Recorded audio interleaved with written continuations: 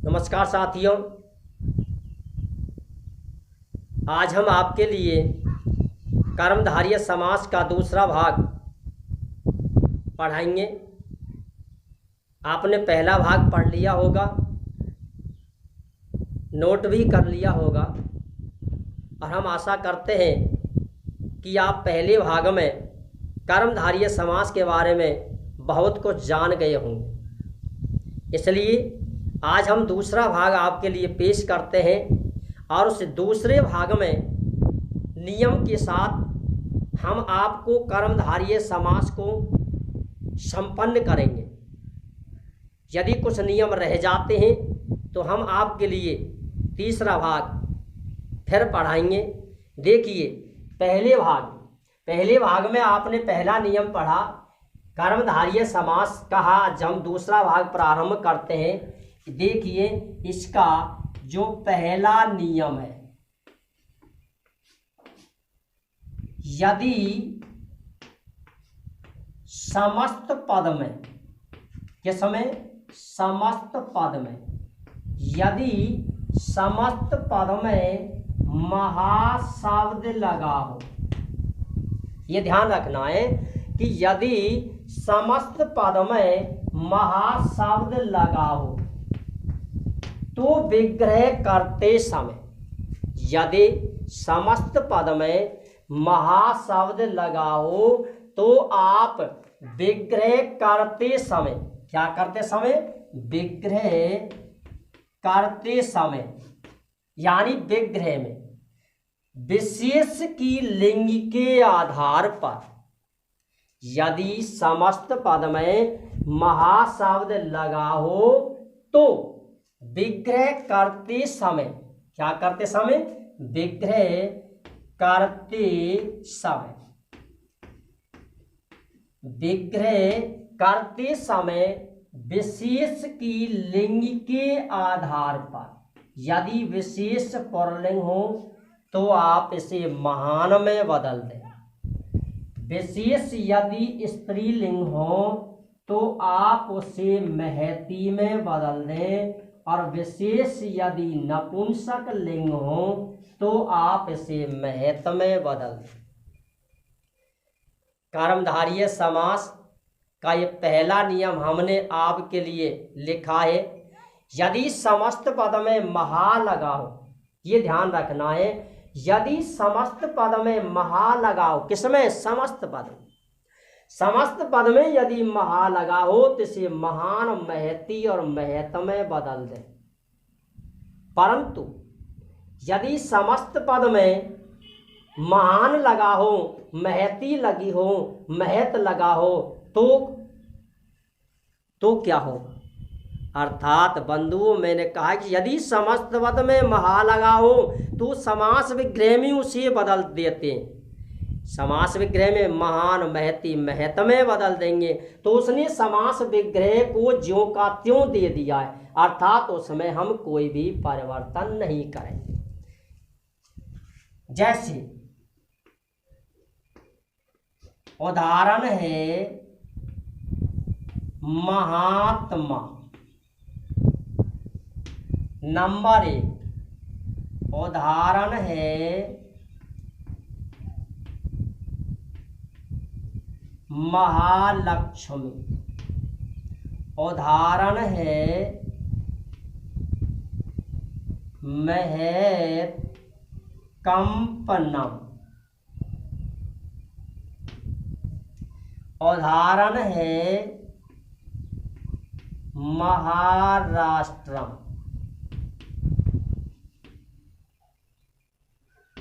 उदाहरण है महान राजा।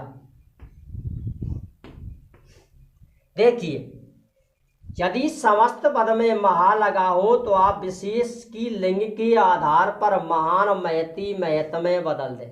पहला नियम आप इसे देखें, इसमें महा लगा हुआ है, इसमें महा लगा हुआ है, इसमें महा लगा हुआ है। आप इन तीनों उदाहरणों को पहले करें। महा आत्मा पुल्लिंग है, आत्मा पुल्लिंग है। इमानिच प्रत्यय, ये आपको ध्यान रखना है कि एमानिच प्रत्यय से बने हुए शब्द पुल्लिंग माने जाते, ना कि स्त्रीलिंग। इसलिए आत्मा पुल्लिंग होने के कारण महा को हम बदल देंगे महान में। किसमें? महान में।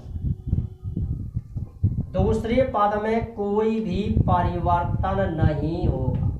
आत्मा और अंत में आपको जोड़ना है इति।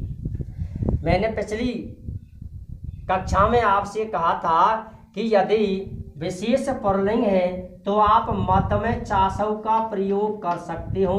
स्त्रीलिंग यदि है तो चेयम का प्रयोग कर सकते हो। नपुंसक लिंग यदि है तो चय तत् का प्रयोग कर सकते हो। लेकिन मैंने इसमें नहीं किया है, क्योंकि मैंने इसमें करना सही नहीं माना, इसलिए मैंने इसमें नहीं किया। और यदि आप सही मानते हो, आपको अच्छा लगता है करना, तो आप इसमें इसका प्रयोग करें। अब देखिए, महात्मा महालक्ष्मी, लक्ष्मी स्त्रीलिंग है, इसलिए महा को हम किसमें बदल देंगे? महती में। तो इसका समास विग्रह हमें करना है महती लक्ष्मी इति। महती लक्ष्मी इति।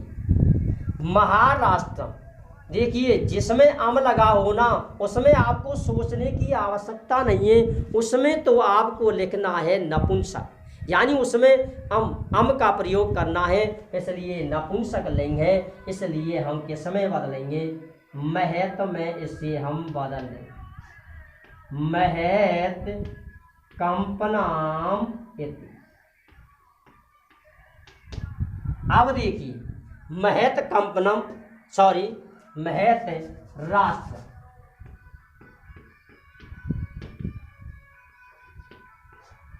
अब ये दो उदाहरण, महान राजा और महत कंपनम, इसमें उसने बदल के दे दिया है, यानी महा को कंप्लीट बदल के दिया है, चाहे समस्त पदों चाहे समास विग्रह हो। यानी जब ये समास विग्रह में ये रहता है तो समस्त पद में क्या बनना चाहिए?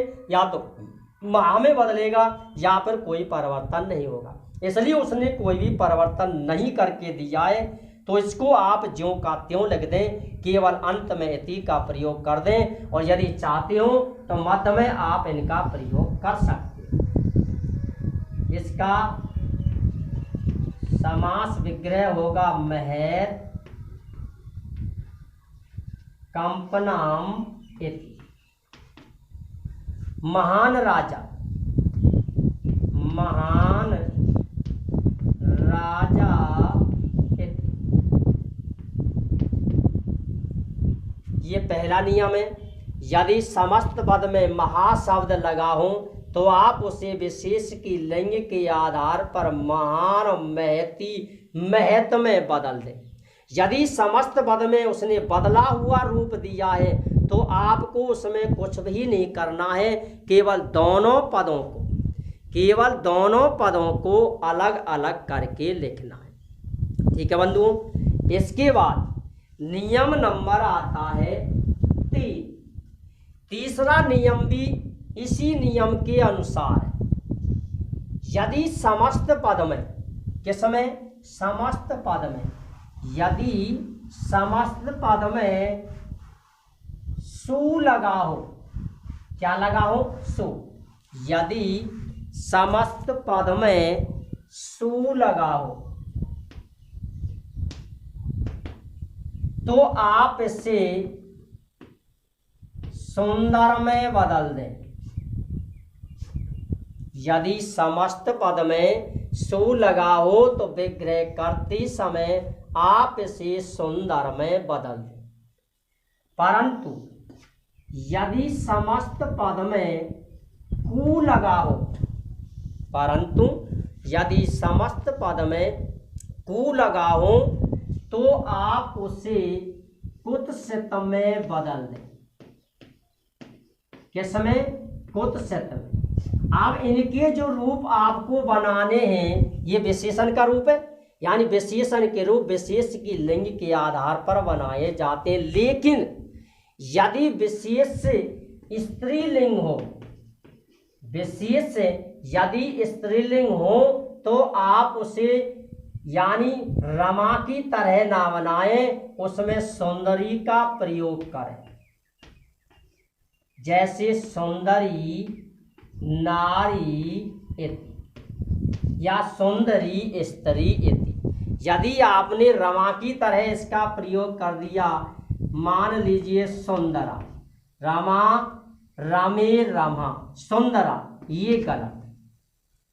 सु यदि लगा है तो आप उसे सुंदर में बदल दें, कु यदि लगा है तो आप उसे कुत्सित में बदल दें, का यदि लगा है तो आप उसे कुत्सित में बदल दें, और किम यदि लगा है तो भी आप उसे कुत्सित में बदल दें। का, को, किम, इन तीनों का अर्थ होता है बुरा। इन तीनों का जो अर्थ होता है वो अर्थ होता है बुरा। इसलिए ये दूसरा नियम है। यदि समस्त पद में सु लगा हो तो आप उसे सुंदर में बदल दें। समस्त पद में यदि कु लगा हो तो आप उसे कुत्सित में बदल दें। और विशेष की लिंग के आधार पर इनमें आप विभक्ति का प्रयोग करें। लेकिन ये ध्यान रखें कि यदि विशेष स्त्रीलिंग हो तो आप सुंदर में ई का प्रयोग करें, यानी ई वर्ण की मात्रा उसमें लगाएं। जैसे आप उदाहरण देखिए, सुराजा और दूसरा है सुंदर राजा। सु को हमने बदल दिया सुंदर में। अब आप देखिए राजा पुल्लिंग है, कितने वचन है? एक वचन। तो इसमें हमने लगा दिया विसर्ग, यानी राम है, और राम की एक वचन बनती है राम है। इसमें आपको एक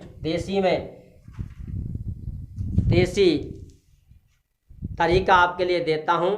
यदि विशेष पुल्लिंग हो, एक वचन हो, तो आप विशेषण पर विसर्ग का प्रयोग कर दें अधिकांश, और यदि विशेष स्त्रीलिंग हो तो उसमें आ की मात्रा का प्रयोग कर दें, रमा की प्रथमा का रूप बन जाएगा।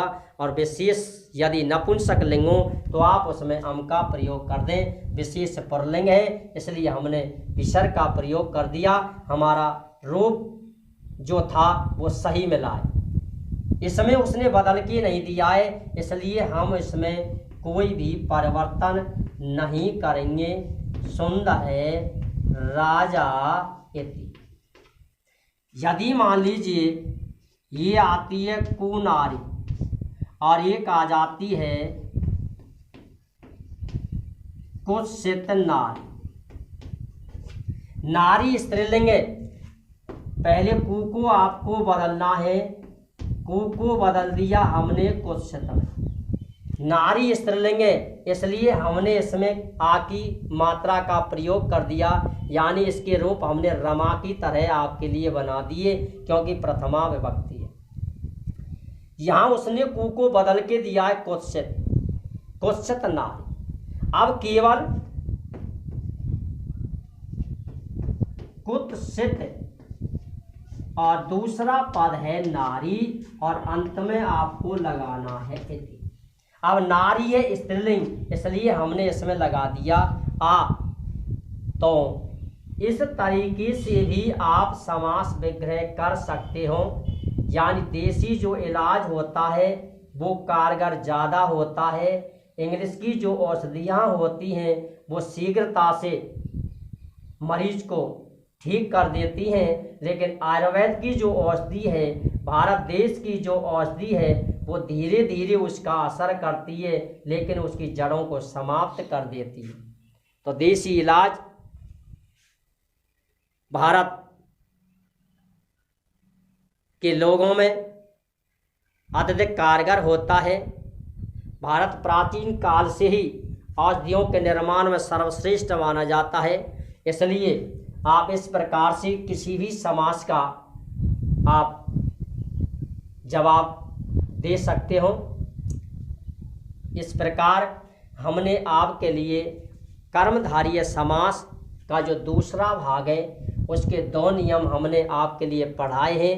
अगले तीसरा जो भाग हम आपके लिए पढ़ाएंगे उसमें अंतिम बची हुई जो 2, 3, 4 जितने भी नियम आपके लिए आते हैं उन नियमों के द्वारा आप कर्मधारय समास को कंप्लीट तरीके से हल कर सकते हो। तब तक के लिए हमें आप आज्ञा दें। जय हिंद, जय भारत, गुड बाय।